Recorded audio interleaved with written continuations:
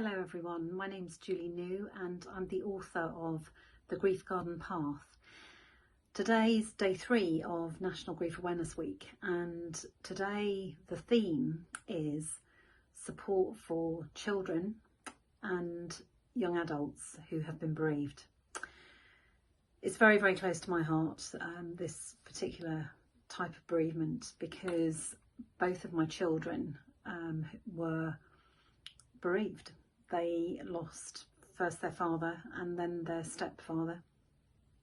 And, you know, to watch your children suffering in that, you know, the grief and that raw grief is just an incredibly difficult thing to watch. And it was always my absolute mission to get them into their adult lives healthy, healed and happy.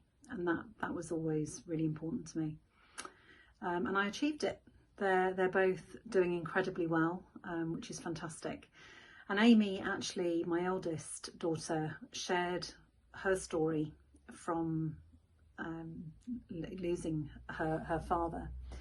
And I thought I'd share with you today some words that she shared. She says, I remember my mum kneeling in front of us in the living room and telling us that Dad had died.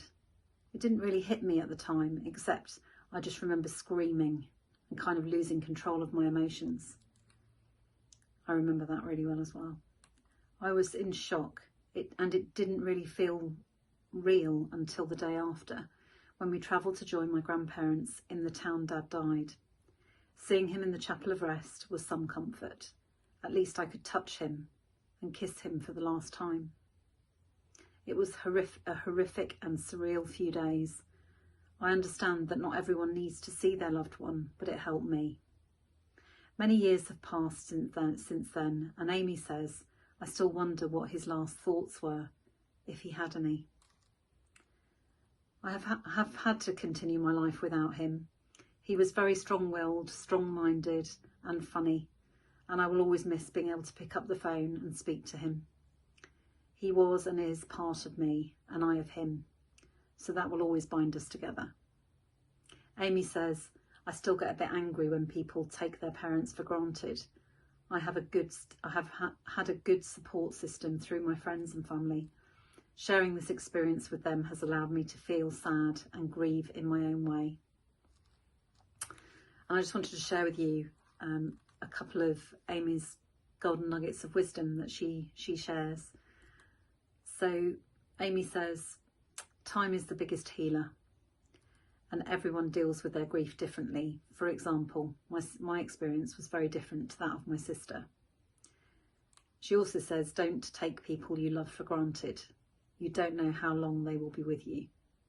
So I think very wise words from a young person. And that's it for today. I just wanted to share, and so tomorrow I'm going to be sharing another story from in fact 3 stories tomorrow from the Grief Garden Path.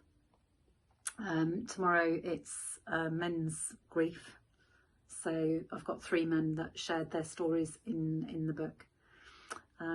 So yeah, I shall see you tomorrow. Lots of love. Bye.